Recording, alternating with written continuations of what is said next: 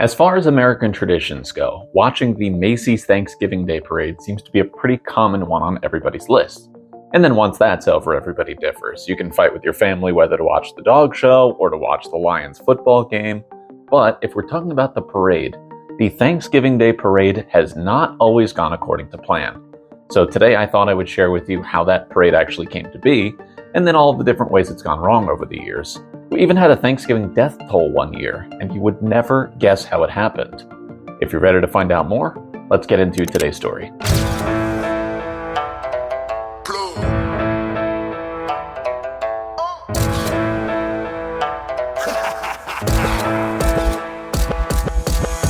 We're going to start this story with a holiday you've probably never heard of. It was called Ragamuffin Day. Ragamuffin Day was just like present-day Halloween, except it was part of Thanksgiving tradition dating back to the 1870s or so. It's actually pretty messed up.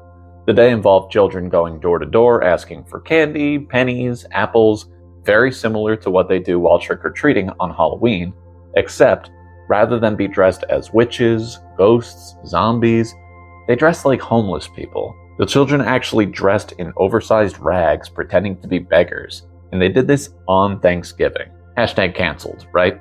They also had ragamuffin parades. In fact, some areas around the metropolitan area still do these parades, although now it's more of just putting on your Halloween costume again instead of dressing like the homeless. They do this in Bay Ridge, Brooklyn, and I think they still do it in Park Ridge and Hoboken in New Jersey. Regardless, in 1924, the citywide Ragamuffin Parade was pushed into obscurity when a little company called Macy's decided to have their own parade on Thanksgiving Day. You see, Macy's moved to their current location in Herald Square in 1902, and slowly but surely they started scooping up all of the property on the entire city block. By 1924, Macy's was the world's largest department store. They stretched from Broadway to 7th Avenue along 34th Street. Naturally, they wanted to celebrate this accomplishment. Gimbel's, which was another large department store of the era, they had sponsored a parade of their own in Philadelphia just 4 years prior, and that saw some moderate success, so Macy's basically said, let's do the same thing, but better. Store employees dressed in elaborate costumes and accompanied floats, professional bands, and live animals borrowed from the Central Park Zoo. Then they marched to the flagship store in Herald Square from 145th Street and Convent Avenue. That's a full 6-mile march, and the parade itself was only about 2 blocks in length.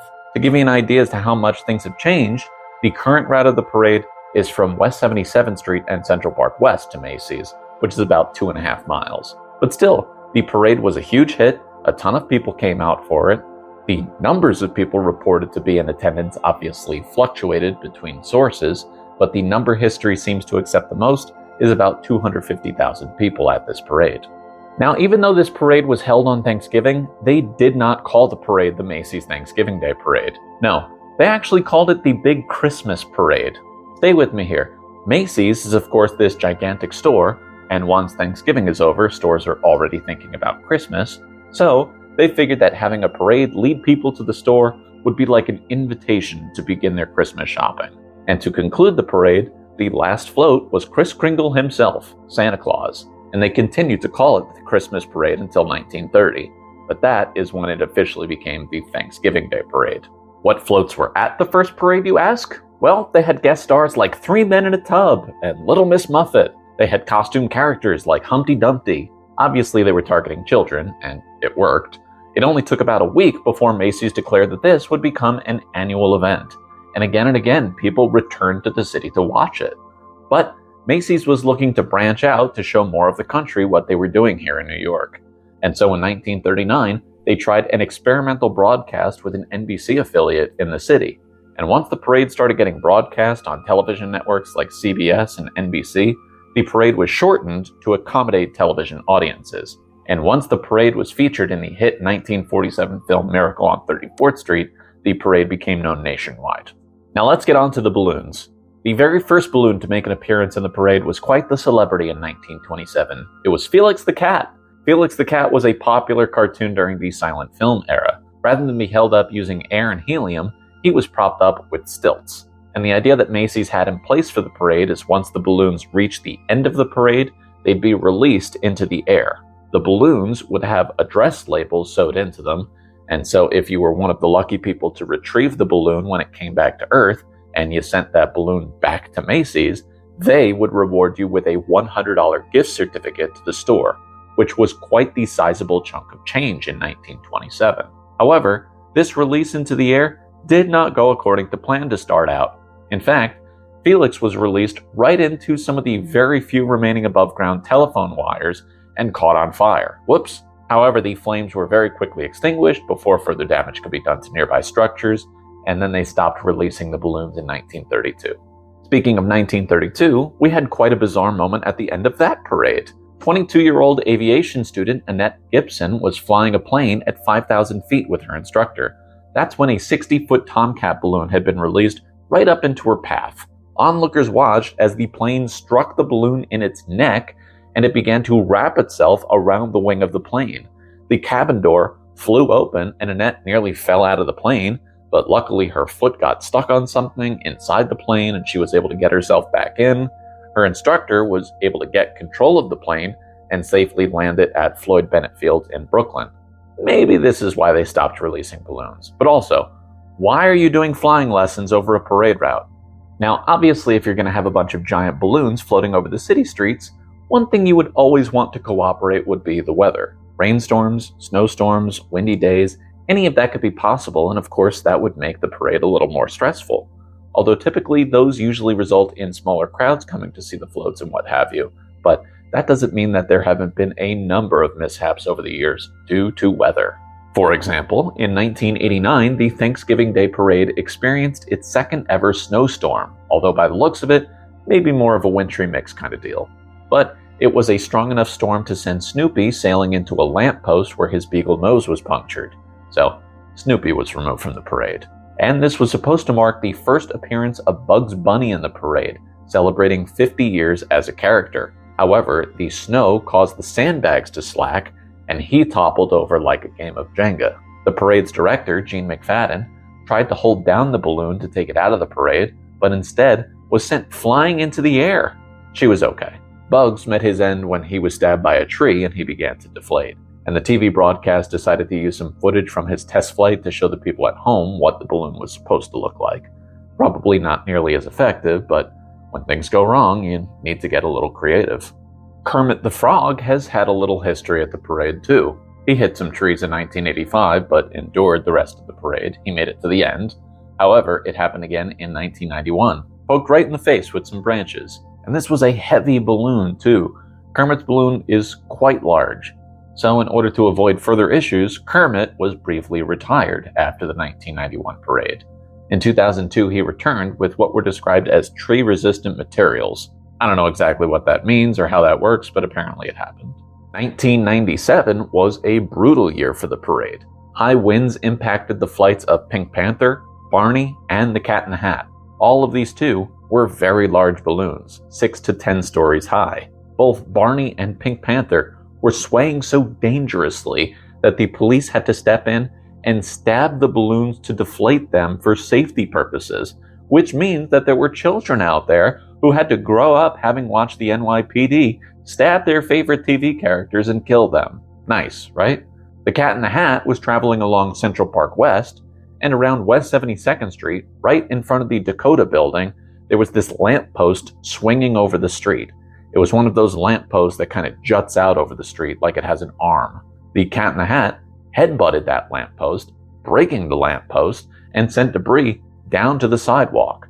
4 people were injured, and one of those people was in a coma for 24 days. The spectator suffered brain damage and would later sue the city for $395 million and ended up settling for some undisclosed amount later. The city also started to regulate the size of balloons and finding new ways of making the parade safer for everybody, and that include replacing all of the hanging lampposts. In 2005, the M&Ms balloon crashed into a streetlight near Times Square, and that caused debris to fall to the sidewalk. 2 sisters were injured. One of them needed 9 stitches in the back of her head. I tell you, this parade gets out of hand sometimes. These sisters were given a lifetime supply of M&Ms and hopefully a little more compensation, but who knows. And now, all of these events could be witnessed in real time. There was physical evidence, torn balloons, damaged city property, blood in some instances. However, the most dangerous Thanksgiving Day parade actually had nothing to do with the floats. It had nothing to do with the balloons. It had nothing to do with any people causing harm. This was strictly a weather problem, and we didn't learn just how bad it was until after the parade had passed. The year was 1966. It was no secret that New York had an air pollution problem. In fact, scientists had said it was the worst air quality for any big city in the country. The problem with New York City is the land around it. Take Los Angeles, for example. Los Angeles is surrounded by mountains. So their air pollution kind of gets trapped by the mountains, and visible smog concentrates over the city. Smog is just a portmanteau combining the words smoke and fog. In New York City, you don't have something like that. So the air pollution is invisible. It can get worse without you realizing it. If New York's air pollution were applied to the city of Los Angeles, the land would have been inhabitable for them. But because air can circulate easier in New York, people didn't really take this very seriously. Now, I'm going to try to explain this the best that I can, but bear in mind, I'm not a weatherman. Instead of circulating the way that air typically did, on November 23rd, the day before Thanksgiving, there was an anticyclonic temperature inversion. There was warm air sitting on top of a cooler air mass, and it prevented air pollutants from rising and dispersing the way that it normally would. So you had pollutants coming from factories, chimneys, cars, and all of this pollution stayed trapped. It was 2 to 3 times higher than usual. It was all stuck here. City officials were on the verge of calling a smog alert, which would have told the people of New York to stay indoors for the day, because anyone with chronic lung diseases or other respiratory issues like asthma were at high risk for severe conditions. However, they didn't do that, and instead they decided to have the Thanksgiving Day parade anyway.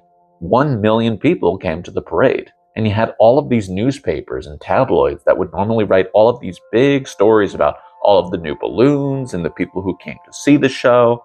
Instead, they were all writing about the smog. Health officials warned the city that pollution-related illnesses usually stayed stagnant for 24 hours before symptoms began to present themselves. They officially declared the state of emergency the next day, but by then, so many people had gone out in horrible conditions that it was likely too late. Now, because it takes a while before this kind of data can actually be verified, it's believed that there were 168 casualties directly related to the smog. This was taken from a 1967 medical study. The truth is, though, we may never know if it was the fault of the Thanksgiving Day parade that killed all of those people, but the city certainly failed its duties to protect the people of New York that day. With all of that being said, with all of the craziness that's occurred at the Thanksgiving Day parade, it is well worth experiencing at least once in your life, even if it's only for a few minutes. In 2017, I was able to sneak a quick peek at the fun before I had to run off and give a tour, but was able to get a picture of Olaf here from Frozen. The floats are always fun little time capsules of what's going on or what's popular at the time, and it's a fun place to make a memory or two. If you'd rather not experience the parade, but instead would like to watch them blow up the balloons, they typically do that the day before the parade.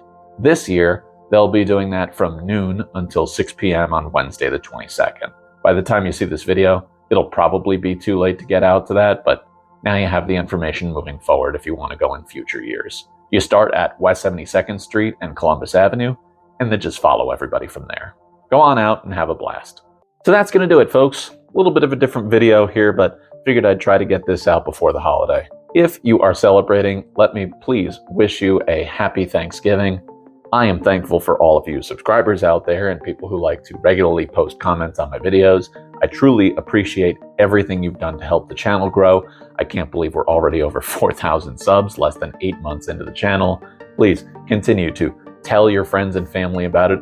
Do it around the dinner table. And if you're new to the channel, welcome. Please be sure to like this video, subscribe to the channel if you haven't done so already. We'll be discussing anything and everything New York City related in story format moving forward.